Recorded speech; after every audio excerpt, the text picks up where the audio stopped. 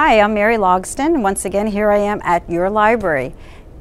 Did you know that May is Older Americans Month? Since 1963, we have had a national celebration of older Americans here in the United States, and this is a time for us to celebrate the contributions and to acknowledge the services that we have throughout our community for individuals as they're aging. Here in Ames, at the Ames Public Library, we of course have been serving individuals through their entire lifespan for years. And today I've invited a special guest, someone from our staff who, as a part of her job, gives additional care to individuals in Ames who wish to receive some library services from us. Many of them older adults who are living throughout our community.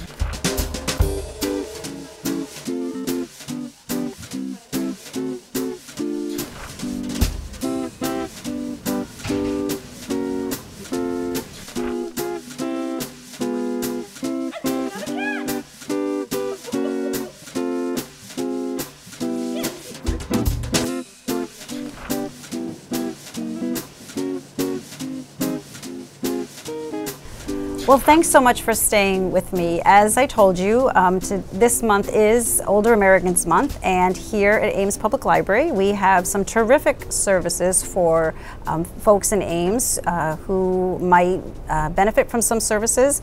Many of them are older individuals, and so I've invited my colleague Mary Hernstadt to sit down with me this morning. Hi, Mary. Hi. Thanks for being here.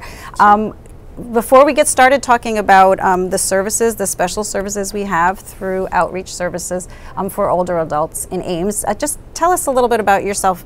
How long have you been working here at the library? I started working here in 1994. Okay. I've worked in the circulation department that whole time, and I believe about 8 or 9 years ago I started working in the outreach department as well. I work in both departments. Okay, so when people hear outreach, I don't know if everyone's aware of the different aspects of outreach services, because I know it's divided into different areas. And so, do you want to just give us a little bit of a background on that? What does outreach services include? Outreach includes the bookmobile, which goes out to different areas of the community throughout the week. And also the Project Smiles program, which is an outreach to daycares and preschools, and then home delivery, which is my area. Okay. Delivery to people who are unable to get to the library, usually due to health or disability issues, and they tend to be older adults for the most part. Right, okay. So really, it's really interesting because with outreach services, basically we bring outside of the library the same kinds of our materials, our services, our staff, even sometimes programming to those folks who can't come into the library, whether they're children in daycare through Project Smiles, or as you said, the bookmobile that goes out to neighborhoods. And then with home delivery, typically it's folks maybe in later stages of life who are homebound for various reasons. So it's a terrific aspect of our library services, I think, that not everybody's aware of. But home delivery in particular, I think, is just so special because it's such a customized service. So what is your role? What do you do for home delivery? I work with the whole program. I coordinate the program. It consists of both deliveries to individuals in their homes or apartments, assisted living facilities, wherever they might live. And we also deliver collections of books. We call them deposit collections to the retirement communities and apartments and so on. Okay. So my role, I mainly work with the individuals. Another staff member coordinates the deposit collections. All right. And each month I will call the customer and find out what they would like. They receive a delivery, as I said, once a month, and it's on a particular day, like the first Friday of the month, the second Tuesday of the month. And so a couple days before their delivery I will give them a call and find out how things went with the books or items I sent last time, if they need to keep any of them, they need to renew items, and how many they would like this time. Sometimes they have specific requests of maybe a particular author or a particular book they've been told about. And I do get to know them pretty well and know what their likes and dislikes are, so I quite often have books in mind already for them. So. And then who brings the books to the folks? Because this is a delivery service. Yes, and that is a vital part of our program, and that would be our volunteers. Oh. For the most part, deliveries are done by the volunteers. All right. I do deliveries once in a while, which is nice. I enjoy meeting my customers face to face. Some of them I never do meet. I just talk on the phone with them. But our volunteers do the majority of the deliveries, and they do an amazing job. And so, yeah, I'll remind them a couple days before via email or a phone call just to make sure they're still planning to deliver. But they are a very responsible group and enjoy the contact with the customers as well. So. And then you mentioned that you select materials if they have a specific author or title in mind. They might ask you for that. Otherwise, do you have some sort of method for figuring out what their reading tastes are? I mean, so that you can really customize it? Actually, when they first become customers, I will send this form to them, and it's a reader customer survey. Okay. So we can find out, do you like fiction, nonfiction, what kinds of types of books you like, mysteries, romance, bestsellers, or do you like memoirs, biographies? So there's a checklist. It's pretty easy for them to fill out. We usually make it in large print so they're able to read it easily. Right. They can receive, on the back is information about movies, if they like DVDs, which types of those they like. And then we also like to find out, do you need large print books, or is regular okay?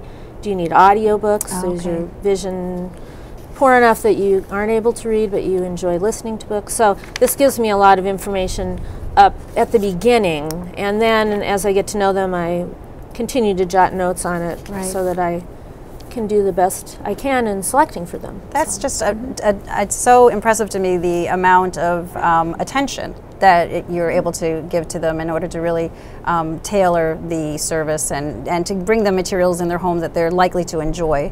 And so you did mention you can also ask for movies or music or audiobooks. CDs and magazines, anything that we check out here, they are certainly welcome to have delivered to their home. And then do they have any limits on the number of items? Just no. Do you just bag them up and make a delivery? We have some customers who maybe just get 3 or 4 books a month, and then we have some who get up to 25. Wow. And that's an individual, one person. Our deposit collections, of course, that go to the retirement communities are larger, anywhere from 20 to maybe, I think, up to 60 items. And again, that can be books, audio books, DVDs, whatever the community has asked for. Okay. And then in those situations, the residents of a particular community in town, senior community in town, would share a smaller a library within their space. Yes. Okay. And then they usually all come back on a have regular schedule. Designated space. Yes, it's a monthly delivery as well, and it's usually we make contact through the activities director, or there are residents who volunteer to become the librarians. Wonderful. So they help to keep track of the books, and usually have a sign-out sheet for the residents when they do take a book. So. That's terrific. So really, the presence of the Ames Public Library is it's spread out around the community, which is really terrific. About how many people do you currently serve? Right now, around 60 individuals, and it really does vary. It goes. I've had as many as I think close to 70. Okay. It goes up and down. People move away and so on. And as far as deposit collections, I believe right now we have 8 deposit collections. Okay. We had more than that when we were in our other building. Right. We also delivered uncatalogued paperbacks to some of the areas in town, like the fire stations and youth and shelter services homes. But we had to discontinue that while we're in our temporary location. Okay. We hope to start that back up once we move back into the renewed building. Yeah, well, that's terrific. Something else I was wondering is, how would someone who hears about this and becomes interested, how would they find out about contacting or getting signed up? Well, we do have a brochure about the home delivery program that gives you all the information you need about it, and there's contact information on the back, our phone number, and there's also a email address. So if you want to email, you are able to do that as well. These are available here in the library. Terrific. I know they're out in the entryway, and you can just call the library too. You know, the information desk will be able to give you information and send it on to me or transfer the call. Okay. So yeah, that would be the way to get in contact. Okay. So. And one other a question that comes up from time to time is whether someone could take advantage of this home delivery service if they just have a temporary situation which is causing them to be home bound. So is that a possibility yes, as well? Definitely. All Yes, right. I had one customer who just had recently had surgery and she was recuperating at home, wasn't able to get out, so she just had it for a few months. I've had another customer who just wanted it in the winter time. She didn't like getting out in the snow and ice. Sure. And once spring came, she was able to make it to the library herself. So yes, it can be a temporary service or a long term. Okay, that's just super. Now you mentioned that you do try to tailor the materials you bring out to the special reading interests of the folks that you serve. And I like to ask staff members when they sit down with me whether there's any particular reading that you've done recently that you would like to recommend to our viewers. Sure. Yeah, I brought the book along. Okay.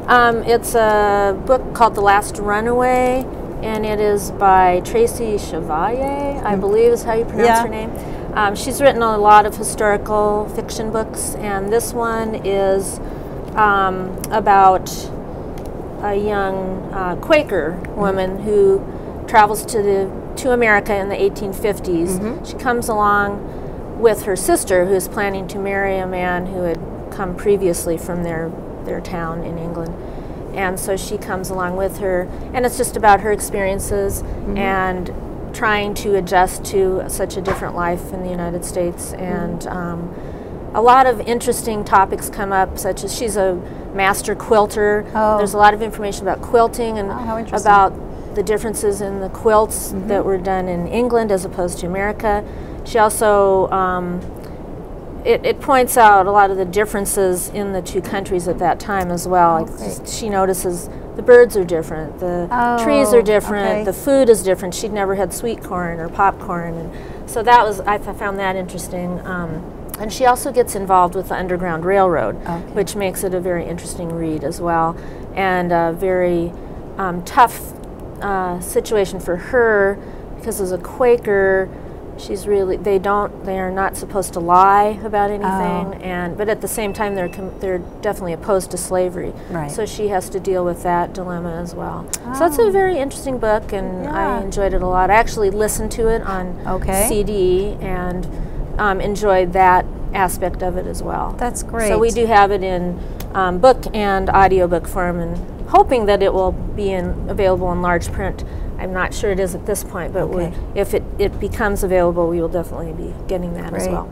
And I know that her books have been really popular. Girl with a Pearl Earring, Remarkable Creatures, and I think that those are titles that have been widely read, and I'm sure that there'll be folks in the community who'd be excited to get their name on the waiting list for this, because I believe we have several copies of it. Yes. And so if someone's interested, so that's called The Last Runaway, by Tracy Chevalier, and that's how we think we should pronounce it. Yeah. And so if the book is checked out, please go to the library's website. You can do a search and place a hold on it. And as always, we will notify you by email or by phone if you wish to come pick up your hold here at the library. Mary, I so appreciate your taking the time to talk. I mean, there's so many interesting activities that are happening at the library that I think the public isn't necessarily aware of. And this month, during Older Americans Month, it just seems like the perfect time to discuss this service. So thank you so very much. You're welcome.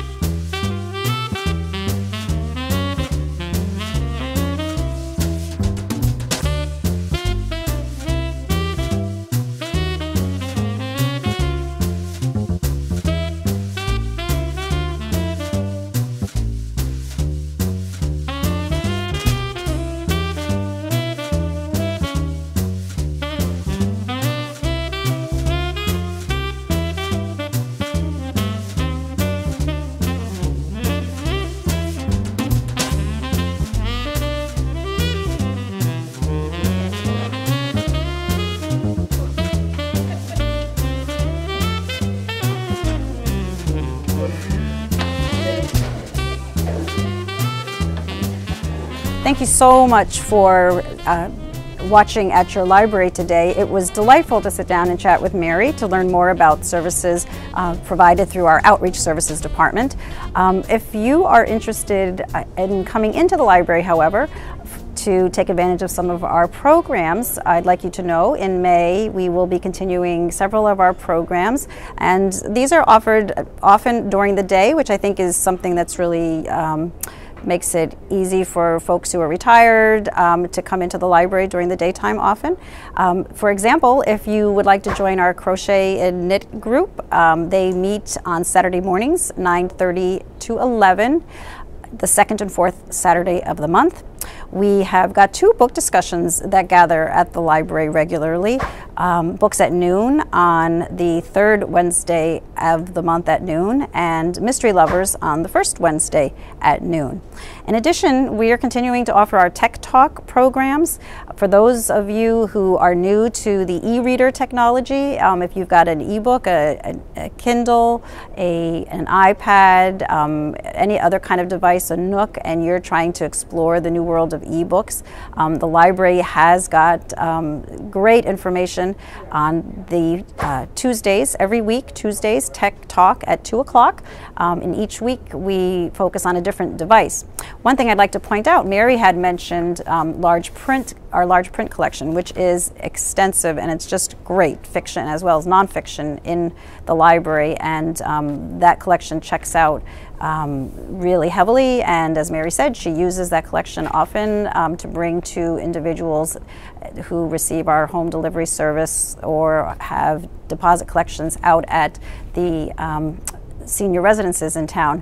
But I don't know if you realize that one of the advantages of ebooks is that you can manipulate the size of the type. So I have been hearing from a lot of folks that they're enjoying using the ebooks on whatever e-reader they have because they can manipulate the type. And for folks who are at the point in their lives where they would prefer to have a little bit larger typeface for their reading, they like that feature. So if you're interested in finding out more about ebooks at the library, do check out our Tech Talk programs. And lastly, the library will be participating in the annual Senior Expo. This year it is occurring on May 14th, and that's out at the Quality Inn and Suites, and that's May 14th, Senior Expo, put on by many different organizations throughout Story County. So the library will be there. Stop by and say hello. Again, this is Mary Logsdon at your library.